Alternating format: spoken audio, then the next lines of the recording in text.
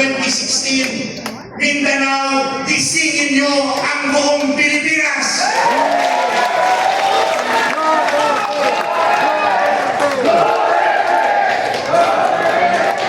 Huwag na kayong mag-antay na mag-resign si Pangulong Marcos dahil hindi na magre-resign. Ngayon pa lang, maging aktibo kayo, makisuyo kayo, sabihin nyo sa mga kaibigan nyo sa Luzon at Visayas. Paghandaan natin ang 2028 election, ipanalo natin ang mapili nating presidente. At yun, sa ngayon, sino man gusto nyo maging presidente sa 2028? Pag yan ang inyong paninindigan, dapat buo ang loob nyo. Huwag kayong umasa kay Kamar na kada meeting, may budget ba dyan? Mamaya tatawagan ako ni Mar. Mamaya tatawagan niya si Dr. Mata. Lahat tayo magtulungan. Magtulungan lahat.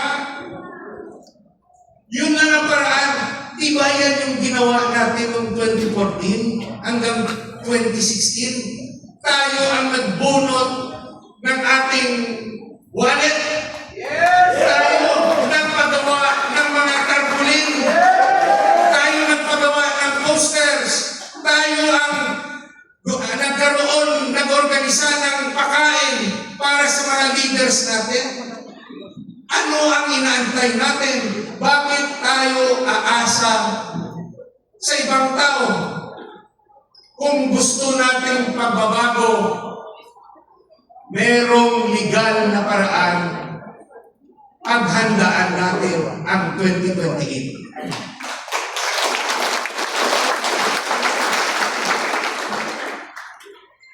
Pangarap ng katulad natin na magkaroon tayo ng isang presidente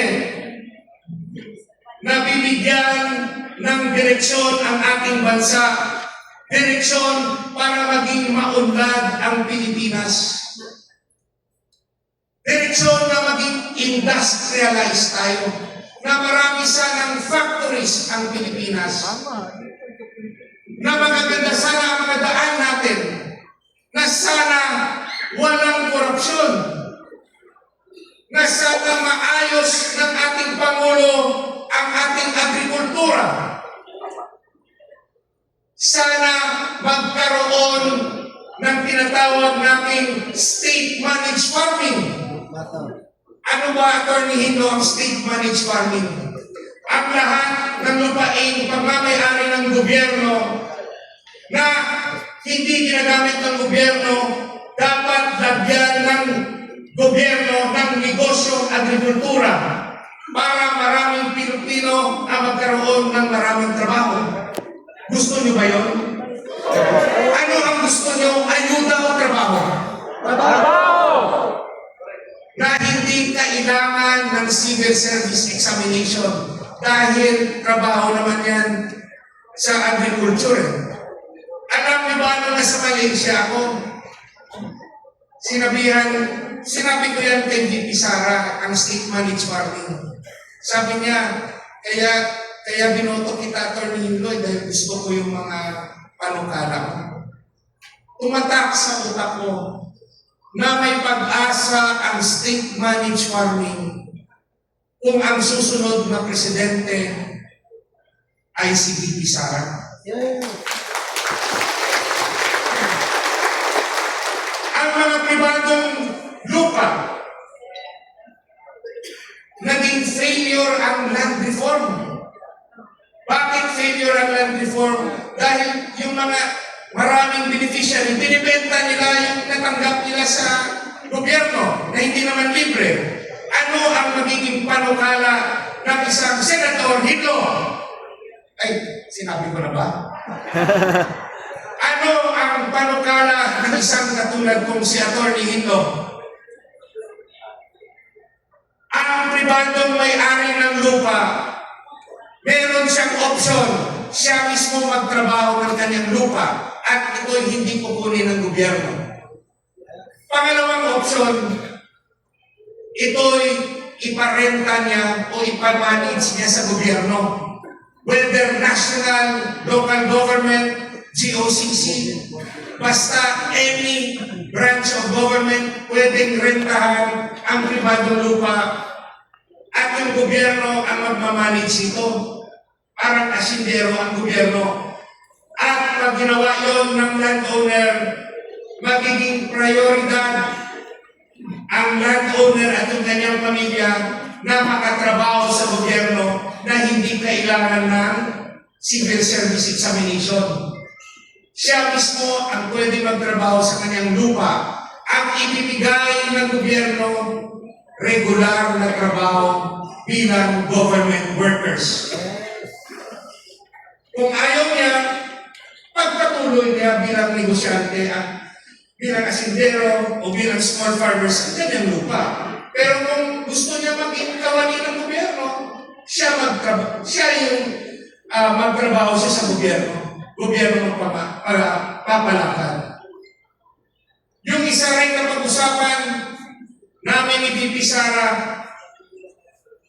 ay aking panukala na sana ma-introduce ang subject from grade 1 to college. Subject na Philippine Patriotism and Ethics Studies. Para magkaroon ng pagmamahal sa bayan ang kabataan. Grade 1, love of family. Grade 2, love of community. Grade 3, the importance of education and study techniques. Grade 4, what is the national territory? Grade 5 hanggang kolehiyo, iba't ibang subject, human rights, the dangers of illegal drugs, financial literacy, the economic program of the country as designed by the NEDA, family, how to plan for a family, mga subject na magbibigay gabay sa ating kabataan na paglaki niya, pag-graduate niya, hindi lang pera ang nasa utak niya, bagkos pagmamahal sa bayan. Nakikinig lang si Inday Sara at sinabi niya sa akin, naisip niya rin yan nung siya ay Secretary ng Education, kaso kinalaban raw siya ng makakaliwa. Kung may kaalyado sana si VP na isang senador, Senador Mata, pwede ba yun?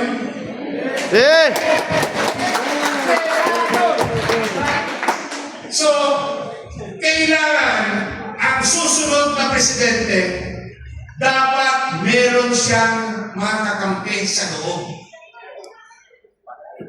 Pag-aralan nyo, maglagay naman kayo ng mga bago, hindi yung recycle. Yung recycle, pag malapit ng eleksyon, PDS na rin raw sila.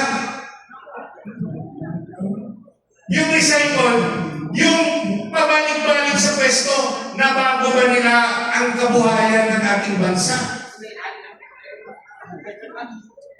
Bibigyan na raw ng ayuda lahat. Ito rin ang aking hingi. Nakita ko yung mga nag-attend ngayon, hapon, kamar. Marami sa inyo, mga leaders, mga kaedad na ni VP Sara at kaedad na ni Atty. Hindo, kailangan natin Gen Z. Kasi Gen X na tayo eh. Si Ma'am Ro, Gen Z. Tama ma'am, yung buhok mo, blonde. Kailangan palakasin natin ang pwersa natin sa kabataan. Mag-usap kayo sa pamilya nyo. Sabihin nyo, anak, ito. Or kung may mga pagpupulong, imbitahin nyo sila para marinig rin ang mga kaalyado ng leader. Kasi pag hindi natin maisama sa ating grupo ang Gen Z, nakikibaka doon yung mga kaliwa, nakikibaka doon yung mga kulay pink, mawawala sila sa atin. We have to fight for our youth.